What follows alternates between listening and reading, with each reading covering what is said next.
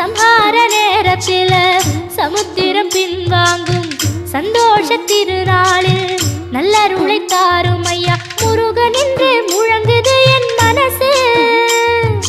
கடலை போல உன் கருணை பெருசு. உப்பு காத்து ஊத காத்து சுட்டும் கடலு கரைய பார்த்து சத்தியமா கோயில் கொண்ட சுப்பையா எங்க குப்பத்துக்கு குலவிளக்கு நீ ஐயா.